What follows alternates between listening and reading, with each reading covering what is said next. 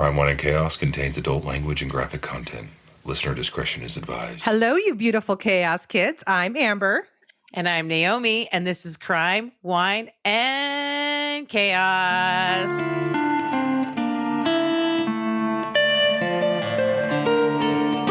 Bum, bum, bum.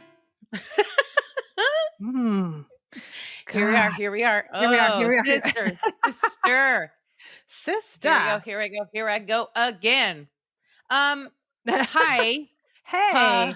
I'm all amped up because I just listened to a crazy ass story about peanuts. We're doing a double recording tonight, guys. We had an episode. We just put an episode in the can for the Chaos Kids Club members, and that was wild. That was a wild ride. So if you want to know what the other Chaos Kids in the club know, then you got to go over to the Patreon and join the club. Join the club. What is it?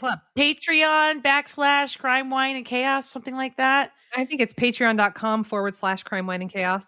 I was so close. You were so close. You were so close. I almost had it, but that wouldn't have got you there, right? Horseshoes and hand grenades. Go over there. It's $5 a month. Get a bonus episode every month. And we do virtual wine nights now. Yeah. For every 10 new members to the club, we schedule a virtual wine night. You can hang out with us, drink with us, get chaotic with us, talk about whatever you want to talk about with us. So come join the club. We have a good time. Yeah. I mean, I assume we have a good time because this episode is going to drop after the first virtual wine night, but we're recording it before the first virtual wine night. So you know what? I'm going to speak it into existence. It was amazing, you guys. Yeah. It was amazing. We had such a good time.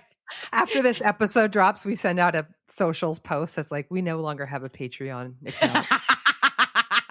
Never mind. That was bad. How are you, sister? Moving am into episode 2 of the night. Ooh, you know what? I'm doing everything I can to stay cool, and it's brutal. Sister, you're always cool. Ooh, thank you. You're so welcome. You're so cool. Thank you. You're the coolest. What are you drinking? Oh, thank you for asking. I'm drinking a Cab Sauv from Washington, which is our home state. Lots of wineries here. There are. Substance. Oh. Yeah. Which is also, I'm sure, I feel like it's also the name of a perfume. But moving on. Okay. I mean, it smells good. I could dab a little. Okay, speaking of perfume, I got a new perfume, right? No, listen. Not dab, not that kind of dab. I mean, on the wrist. You guys didn't see it. I just dabbed. I got Wait. Oh. Shout out to Hamed, who's a big time fan.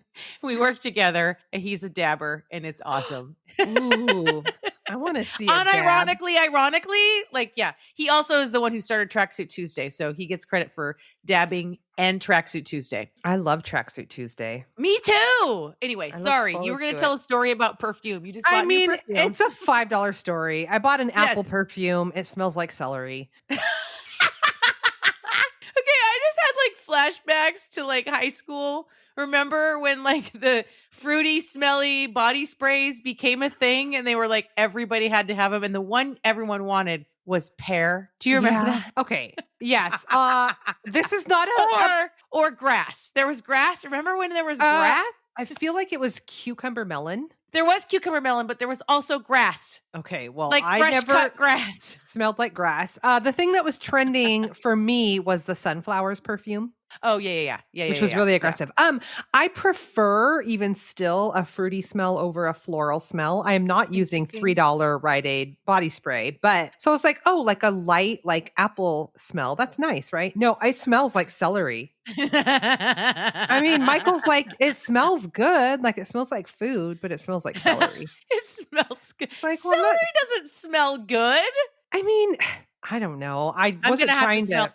I'm gonna have to smell this for myself. That's all I can smell now is celery. Okay. So I'm sorry. Yeah, that's all okay. Right. Well, you know what? Let's just do a hard pivot into a heinous crime. How are you feeling about that? Bring it. I'm ready. I'm ready. Okay. All right. Have you ever heard of the Twilight Killers? Twilight Killers. No, do we mean Twilight as in it's about to be dark out, or Twilight as in the vampire movie? The latter. Okay, great. Okay, well then I'm going to tell you about the Twilight Killers. This is another for the Chaos Kid Club members. Sorry, you got guys. More fucking delinquent teenagers. Yes, we got to change the podcast name to Crime, Wine, and Teenagers. I know that chaos implies teenagers. That's an umbrella. That's that's an umbrella. Teenagers are under it. That is true. Okay. So yeah. All right. Here we go. Okay. Elizabeth Edwards was a 49-year-old single mom raising two girls, Kim and Katie, in Spalding, Lincolnshire. I'm sorry, Lincolnshire. In England. Are you sure? I'm sure. In April of 2016. So this is where all these events take place, or the main event takes place. April 2016. Her eldest daughter, Mary, was 26 at the time and living in Derby with her husband and children. I couldn't figure out for the life of me where Derby is or how far away it is from Spalding. Spalding is not a big town. I think in 2011, the census had it at like 38,000 people. Okay. It's way north of London in the, kind of nowhere land of, I don't know. I don't know enough about England to, explain that. But anyway, Mary had a different dad than Kim and Katie, whose own father had been out of the picture since they were both very little. Kim was 14, Katie was 13. So really close in age. Yeah. Elizabeth and Kim, the 14-year-old, had a rocky relationship that stemmed from, it all started supposedly from this incident when Kim was 5 or 6. Apparently, Elizabeth hit or punched, depending on which article you read, Kim in the face during an argument about the TV. Okay. One report said Elizabeth actually called family services on herself after this. But sorry, I'm just trying to do quick math, with which I'm not good at. So when the little one was like 5 and she's like a teenager when she punches her in the face? No. Kim is 5 or 6. So this was when then the 13-year-old, her younger sister would be like, oh, you mean Mary? Okay. Yeah, that's what I was getting confused. Sorry. Okay. So Mary, there's the older daughter, Mary. At the time of this set of events, Mary is 26 years old. Mm-hmm. Kim and Katie are 14 and 13. Okay. So I can't do math. I'm not good at 12. She's like 12 years older than her next sister, right? Got it. Uh-huh. So when Kim, the now 14-year-old, when she was 5 or 6 is when this incident happened. Got it. Okay. So the result of this call to family services is that Kim and Katie were both removed from the home for a few months. The girls were returned to Elizabeth. The file on the family was closed. Normal life supposedly resumed. But Kim could never really get past that incident. It really set the tone for the next, 10 years or whatever, 9 years. And Elizabeth and Kim would struggle to get along this entire time. So Kim believed that Elizabeth loved Katie more, and in the ensuing years, Kim would become increasingly depressed and disagreeable.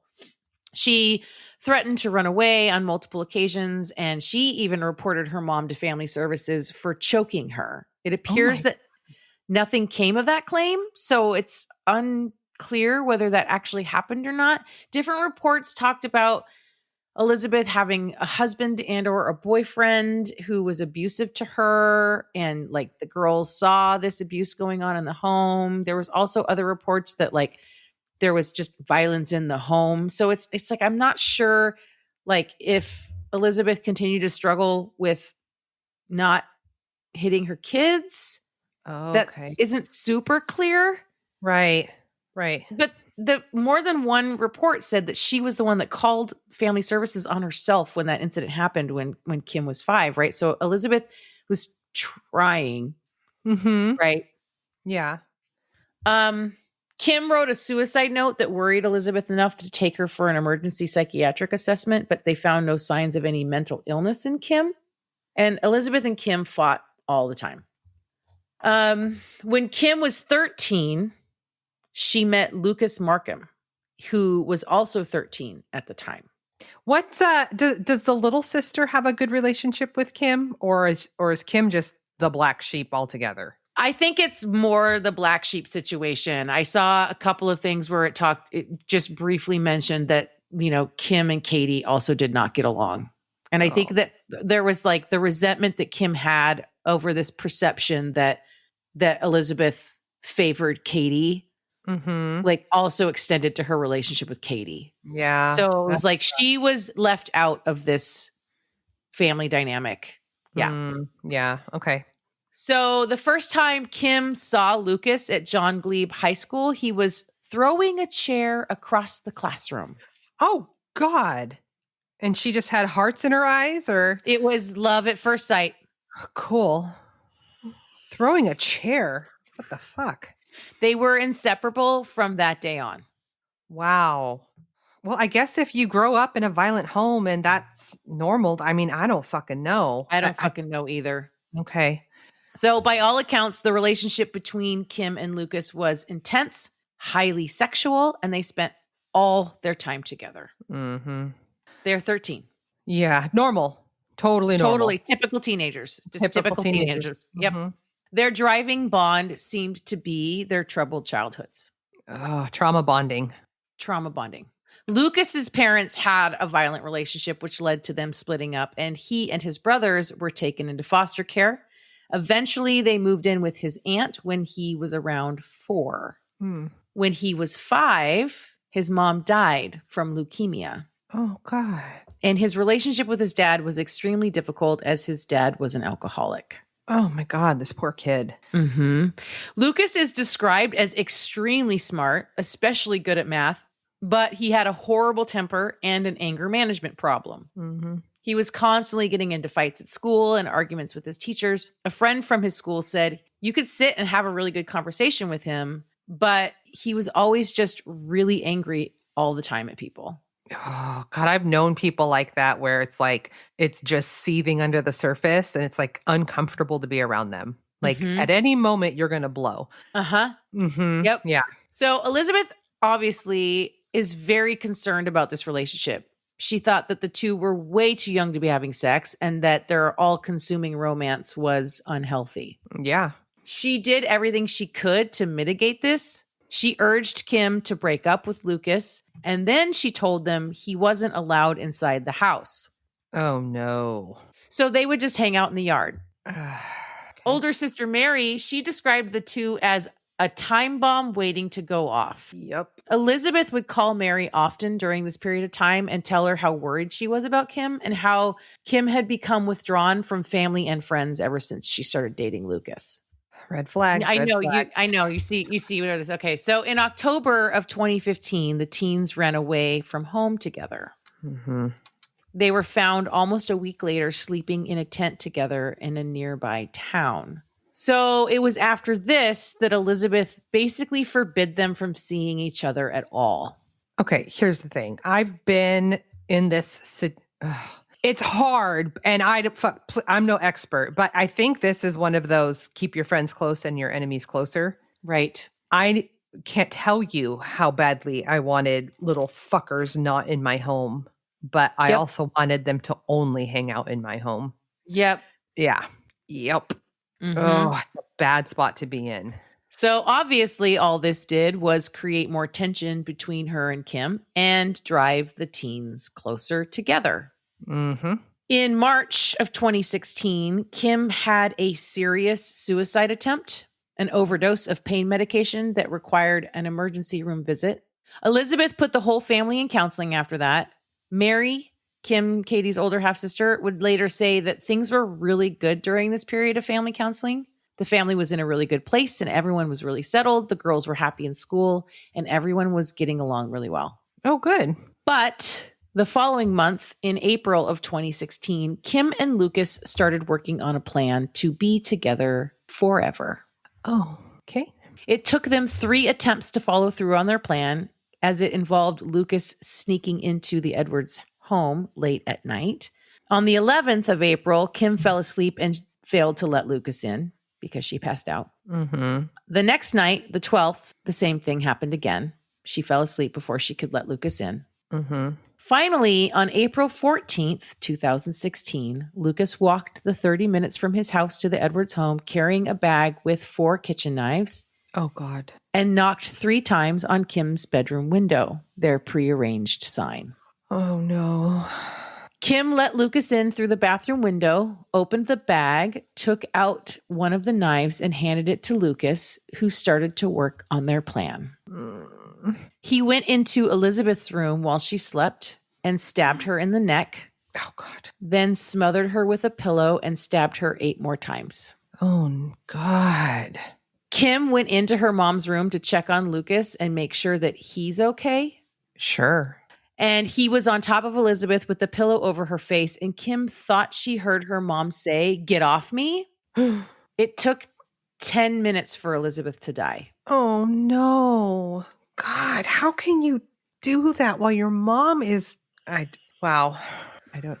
The next part of the plan was for Kim to kill her little sister, Katie. No. But Kim had a panic attack after seeing her mom killed, and she couldn't bring herself to do it. So Lucas went into the bedroom where Katie slept, a room she shared with Kim. What? And he did, and he did to her what he had done to their mom, stabbed her multiple times and then smothered her with a pillow. Oh, Jesus Christ.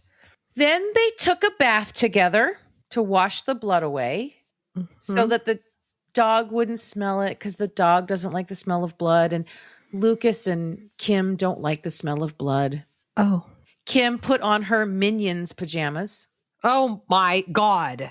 Children. These are children. They're pretty sure she covered her sister with a blanket, but not her mom. Uh-huh.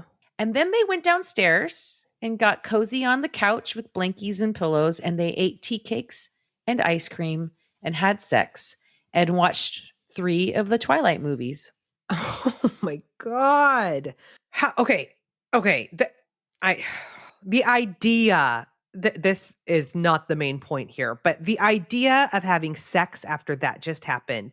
That's what happened with Gypsy Rose as well. And it's like, how can you, that's just so that there's another layer to that is upsetting for sure. Yeah. So the next part of their plan was supposed to be a joint suicide the next day at 2 p.m. But neither teen could bring themselves to do that, so they watched a 4th Twilight movie instead. Oh my God. After the next day passed, the school reached out to someone when the teens had not shown up for their classes. So police went out there to do a welfare check, and it was late. I think it was close to midnight when the police finally broke into the house. And when they asked Lucas what was going on or what had happened, he calmly replied, "Well, why don't you go look?" Oh God, I just got fucking chills. Well, why don't you go look? Oh no. When the police bring the 2 teens in for interrogation, the whole thing becomes even more chilling. Both of them told the exact same story of the events. Neither one of them threw the other under the bus. Neither one of them deflected blame for their part. Neither one of them told a lie. They just said what happened. They give 0 fucks. 0. Wow. They told detectives that the plan started when Lucas said to Kim that he wished he could kill them, Elizabeth and Katie. And Kim said, yeah, but she thought he was joking. And once she realized he wasn't joking at all, she decided it was a good idea, and they started working on their plan. Oh, wow. What? Well, okay. Neither one of them showed any emotions or remorse when speaking with police about what they had done. There wasn't a single tear, a single sorry, a single regret. Everything was just calm and quiet and matter of fact. That is chilling. When they asked Kim why she wanted to murder her mom, she said, "Ever since I was young, I've never got on with my mom. I knew that she favored my sister more than me. Even though she said that she didn't, I knew that she was lying." Oh, and that equals murder? That's what, okay. Fuck. Mhm. Wow. When asked how she felt about it, Kim said, "I was okay with it. The fact that it happened so quickly gave me peace of mind because it wasn't like torture or anything." Wow. Oh, Jesus Christ. Do you think that this is like just not being old enough to fully grasp like the consequences of your actions? Or is this like, I'm not sure. I am not entirely sure. that is chilling. She also said, "My mom doesn't have to deal with me being suicidal, and she doesn't have to wake up worrying every morning and see if I'm still alive. And my sister doesn't have to go through all the heartbreak and emotions and stuff. I thought it would have been better for my sister to die too. I was not killing my sister out of anger, and I miss her, but I was excited about killing my mother, and I was looking forward to it." Whoa. Yikes. Jesus Christ. Okay.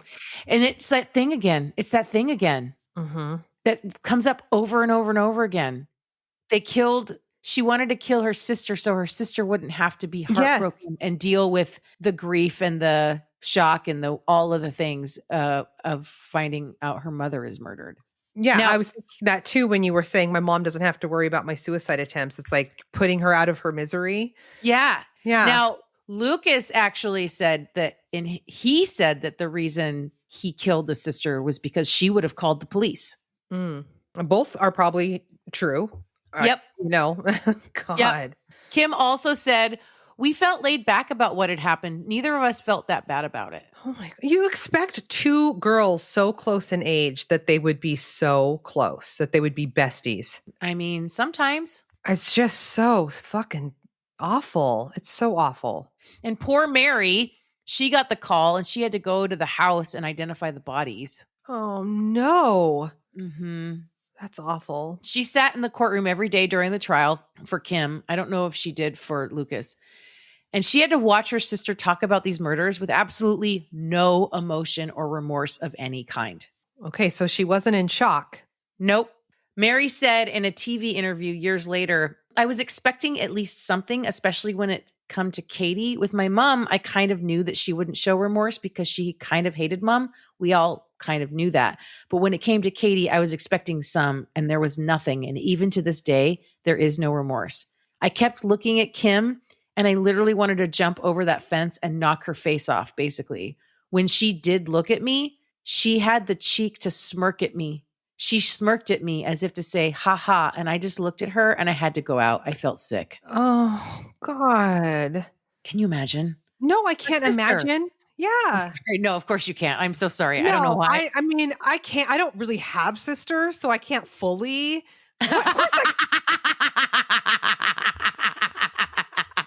God. Seriously. Christ. And Mary has nobody now. Well, I mean, she's got her husband. She's her husband and her kids, but but that was her whole family.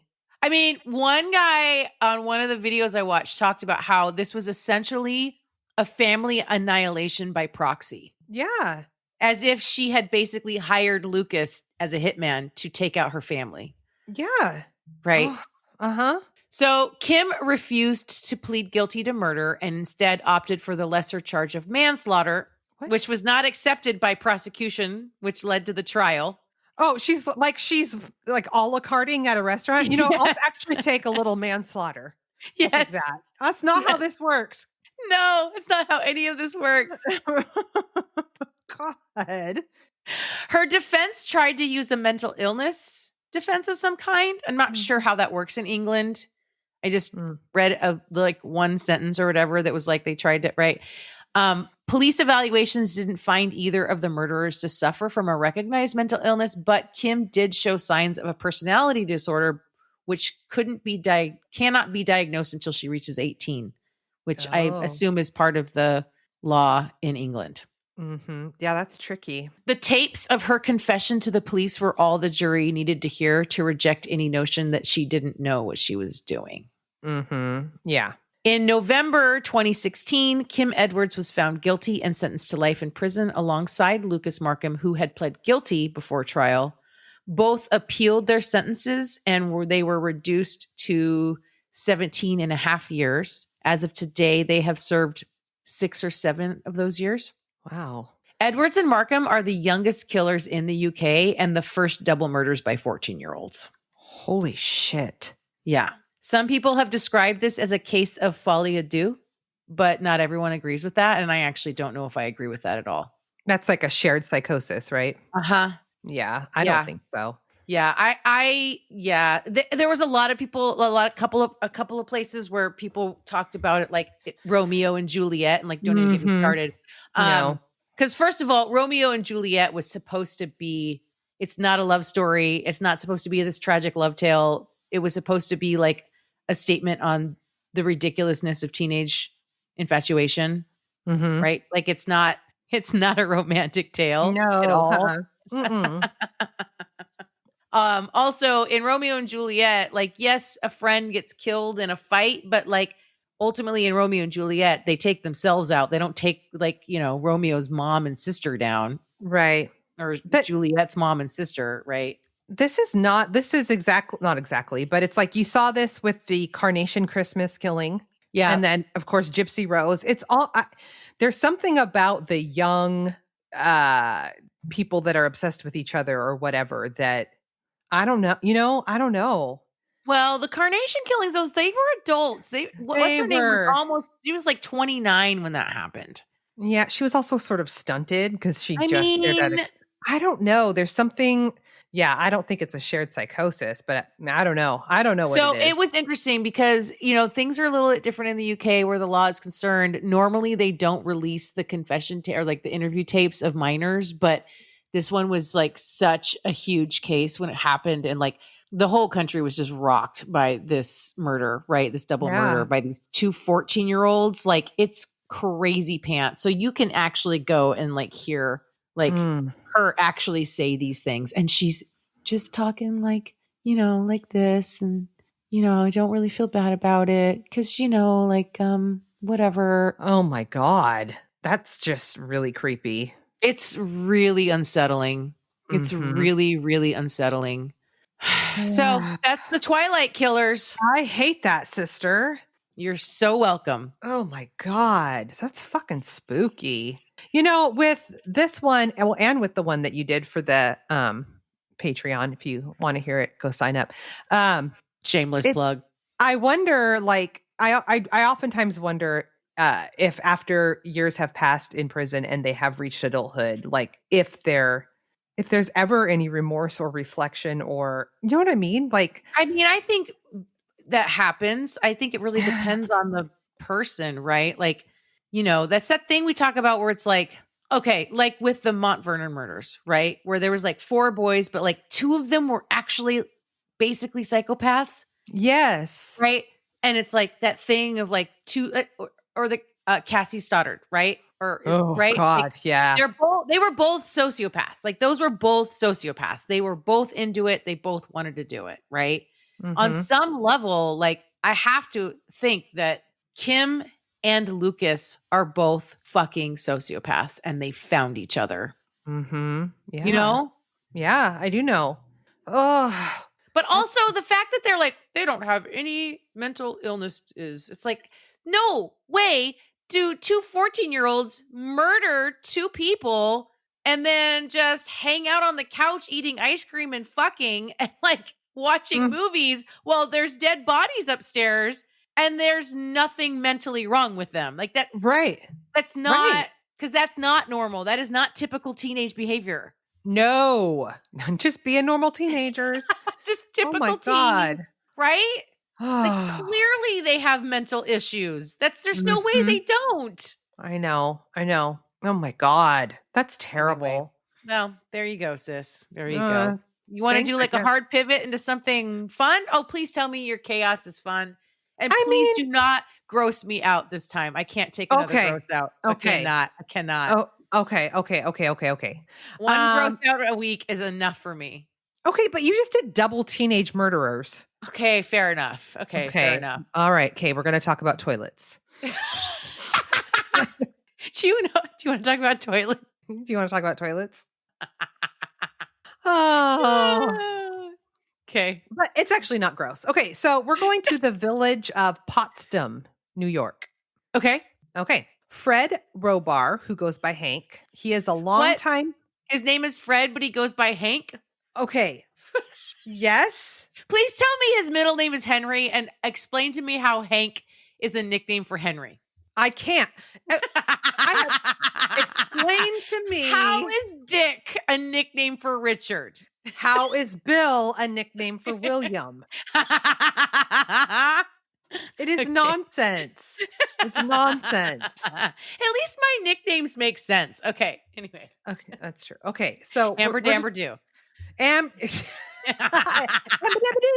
That's right. All right. So Hank here, he decorates his yard with a toilet garden. Oh, we are actually talking about toilets. Yeah. I thought you, What? You thought I was kidding? yes. Oh no, this is actually about I was like, don't tell me something gross. And you're like, let's talk about toilets. No, we are talking about toilets. Oh my God. So good. Okay. He has a toilet garden. So like toilets all over the yard filled with like dirt and planting things in the toilets. Yeah. Okay. Clever. Weird, but clever. Also unsightly, but okay. Oh, well, that was my whole story. And that was chaotic. Bye. And bye. Okay, no, we'll get into it. So he grew up here in the village. He got a job at a flower shop at the age of 14, and then he helped his dad run a gas station. So he's always been a hard worker, right? Hank has 16 rental properties and several plots of land in Potsdam. Wow. Okay. Yeah, he's got a lot. He's 79 years old and a cancer survivor, and he just wants to do what he wants to do because he's not hurting anyone. Uh-oh. Okay. Mm-hmm. So Potsdam has like a whole vibe. It's like a quaint, like Victorian style village. I'm sure they have all kinds of ordinances about what you can and cannot do on your property to maintain that vibe. Am I right? Well, sort of. So okay.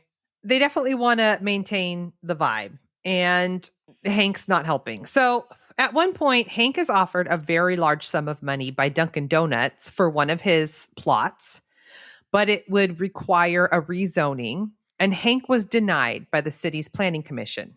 So Duncan ends up buying a plot down the road, and that landowner made a fortune. And it is believed that this is the real motivation behind Hank's defiance. Sure. He's got a bone to pick now. I'm getting like low key, like Marv Heemeyer vibes right now. Was that Killdozer? Yes. Yes. Mm-hmm. Yeah. Yep. Yeah. Mm-hmm. Yep. Yeah. I bet you Hank's a libertarian. Oh, man. Fucking Hank. I put money on it. Probably. So later on, a drugstore made an offer on another one of Hank's properties, and the planning board denied it, but approved the sale of the property directly across the street. Oh, yeah. They're definitely pulling a Heemeyer here. Uh-huh. Then a short while later, another property owner in the town, Jimmy Sheehan, requests the same type of rezoning on his property in order for a Taco Bell to go in, and his request is granted. Okay, Jimmy. Mm-hmm. Yeah. And a lot of residents have said that the planning commission is a good old boys club. Oh, well, we talked about this. All planning commissions are good old boys club. Well, they denied comment for this documentary. Of course they did. Mm-hmm. Yeah. So one of Hank's many properties is a cornfield, and it has this large garage that he uses as a shop. And so he paints the garage in really bright, obnoxious colors, and he's putting up these very upsetting looking scarecrows in the cornfield that look like Satan. Yeah. Okay. Uh-huh. This town is very strange. So then there's talk about a Walmart going in right across from Hank's property. And the residents of the village are sort of split. Like some people want it, some people don't. One resident says, "Where will we buy our underwear if we don't have a Walmart?"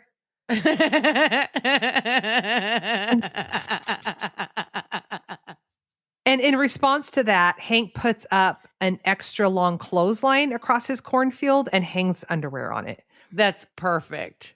This is so weird.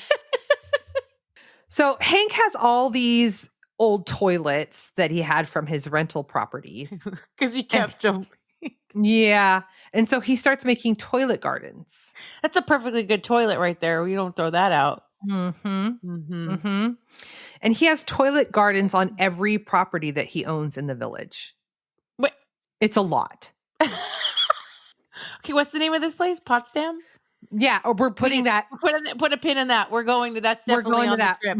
That's definitely on the road trip. Yep. Yeah.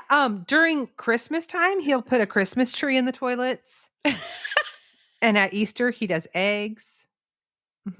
There's some residents that don't mind Hank's toilets, and in fact, like if other people are doing a renovation, they know to just drop their old toilets off to Hank. So there's a split. There's a split here in this town of the good old boys and the Karens or whatever, and then everybody else who wants to have a good time in life. Yeah. Hank had to put up security cameras because of how often his toilets were being vandalized. Vandalized? Yeah. Like people were taking sledgehammers to his toilet gardens. Oh my God. Yeah, it was rude. It was real fucking rude. Okay. And no, several. That's no, not funny. It's not funny. No. Several residents started a petition trying to demand that Hank remove his toilet gardens.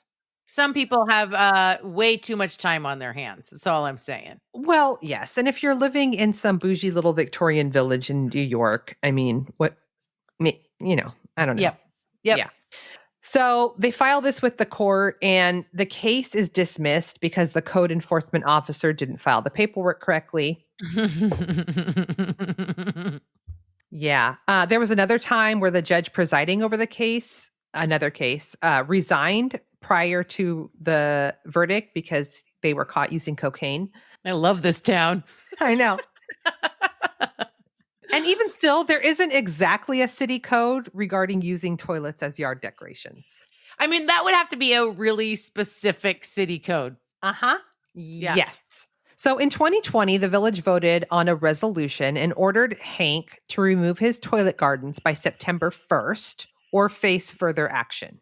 And they said that the code that he was in violation of was a junk ordinance, which they had amended in 2018 to include bathroom fixtures. Just all bathroom fixtures, which is really unfortunate because there's some old clawfoot tubs that would make lovely flower beds. Well, that's the whole thing is that it's junk removal, but there's people that have old wagon wheels and whiskey barrels and it's not uncommon to use old junk as art. And to use it as flower beds and pots and things. Yeah, 100%. Yeah, there's like a whole argument. There's right by our office where our studio is down on Westlake, right on Lake Union downtown. There's a tiny little old dingy wooden rowboat that's kind of propped up and it's filled with dirt and it's got flowers planted in it. Yeah, it's cool. Yeah.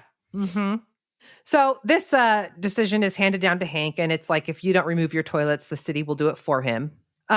Here's a quote from Hank's attorney. He says, this guy, attorneys, man. Village residents have said that Mr. Robar has had his time with his toilets. And to that I say, there is no time limit on our constitution. What? Yep. That's not good lawyering. That sounds like it came right out of Legally Blonde. Yeah, a Hollywood writer wrote that. So Hank appeals this order, and his attorney cites case law from New York where an old building was purchased by an artist to be graffitied. When the city wanted to tear the building down, the owner filed a claim under the Visual Artist Rights Act, which is a thing. And the city did, in fact, tear the building down, and the artist won the suit, and the city was ordered to pay him $6.7 million for destroying art. Yeah. Wow. Get it. Yes, because the visual arts rights have a provision in it that is specifically for monetary amounts for damaged art. So the newly written Potsdam City Code, they define junk as discarded material with little or no value. Well, toilets have value. But there's other residents that have, like I said, old barrels and wagon wheels for flower pots, antiques, and nobody else was cited. Even on the college campus in Potsdam, there is repurposed metal that was turned into art. Right. Okay. It's called upcycling, you guys. Yeah. This has nothing to do with anything. And literally, I don't even understand why it was in this documentary, but it was my favorite part. There's a lady that lives across the street from Hank, and she wrote a play called Hank's Tanks. Okay. I love her, and I want to meet her. Okay. It shows them doing play practice in her yard. I'm getting like major Waiting for Guffman vibes right now. Okay, she had like 3 people there. I'm pretty sure one of them was Hank playing himself. And the other guy was like in a wheelchair. And it was weird. They all had scripts and it was like, but she was like trying to be Shakespearean and talking about toilets. It was so weird. It just cut to this woman doing this play. And then that had nothing to do with anything. I was like, okay. It was but I removed my tanks. Why? I was like, what is going on? What just happened? If you watch Christopher Guest films, it all seems so ludicrous and ridiculous. And then you see something like that and you go, no, people are really like that. That's how people actually live. They really do that.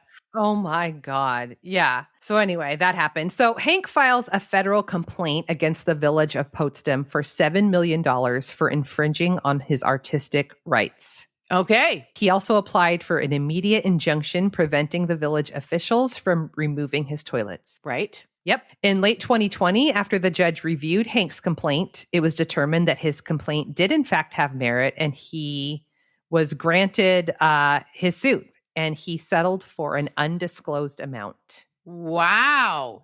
It was a really short one. Sorry. That was Hank's toilets. Wow. Mm-hmm. So they're still there. This was just like a few years ago. Oh, they're still there. He goes to the dollar store once a week and gets like a cart full of silk flowers and goes around and spruces up all his toilets. Huh? Spruces up his toilets. We have to go before Hank dies. I know. Okay. And Hank, he is like this little old man with a tiny little dog, and he wears his pants really high and cinched up tight with his t-shirt tucked in, and he's got a belly. I mean, it's like exactly what you would think. It's just amazing. Yep. I love it so much. It's perfect. The documentary is called Potty Town. It's so good. Oh my God. Yeah, it was a good one.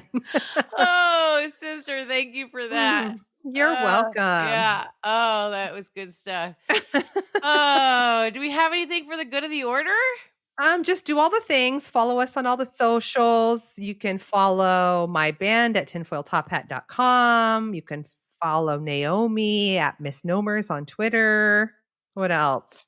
Join the Patreon. Listen to that bonus content. Get in on this virtual wine night action. Yeah, that's going to be Amber a party. told you. Yeah, Amber told you what it is. No, it was a party. I think this is after. So that it was a party.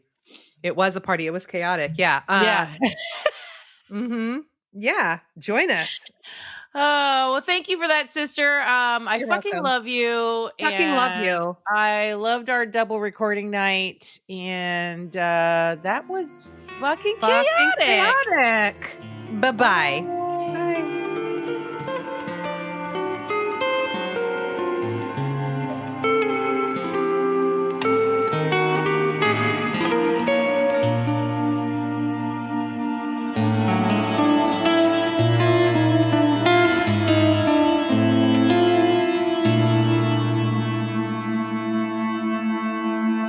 Crime, Wine, and Chaos is produced by 8th Direction Records. Artwork by Joshua M. Davis. Music by Paul Abner. If you would like to support the show, you can visit our Patreon page at crimewineandchaos.com/Patreon. Cheers. Folie à deux. It smells like food. It was real fucking rude. Across the classroom.